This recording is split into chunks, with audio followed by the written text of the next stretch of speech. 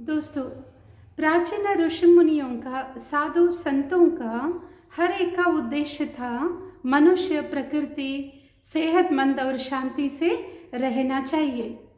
तो फिर उनका जीवन शैली कैसे होना चाहिए वो उन्होंने बताया और वो प्रकृति के नियम के अनुसार था।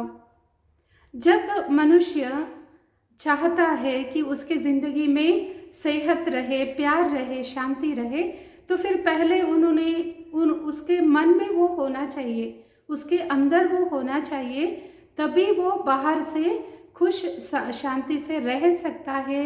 वो उन्होंने जाना पहचाना, वो था प्रकृति के नियम।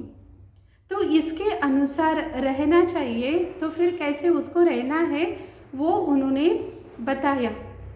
तो फिर सभी नियम या फिर उन्होंने जो सत्य को जाना वो सबको इक्वली समझ में नहीं आ रहा था, क्योंकि हर एक का समझने का ढंग, बुद्धि शक्ति वो अलग अलग रहता है।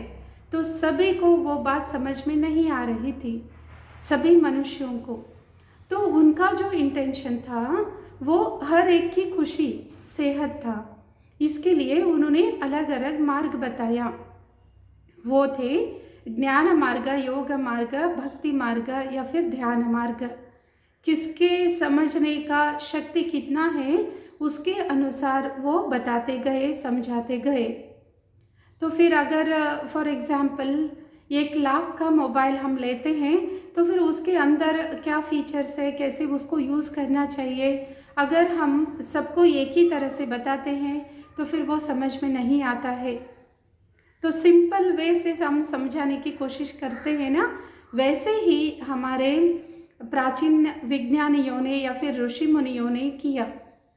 तो फिर वो नियमों को समझ के, जान के जब हम अपने लाइफ को लीड करना शुरू करते हैं तो फिर ज़्यादा से ज़्यादा हम प्रकृति से वो सेहत, शांति पाना शुरू करते हैं। तो पहले वो हमारे अंदर, खुद के अंदर होना चाहिए, तभी हम प्रकृति से वो शक्ति ले पाते हैं। तो वो सूक्ष्मता को जब वो ऋषि मुनियों ने समझा तो वही उन्होंने समझाया हमें, वो त्योहारों के रूप में या फिर कोई वो आचरण के रूप में वो बताने की कोशिश की उन्होंने।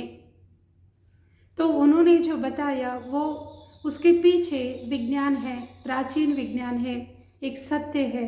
तो उसको समझ के उसके अनुसार हमारे लाइफ को लीड करना बहुत ज़रूरी है दोस्तों।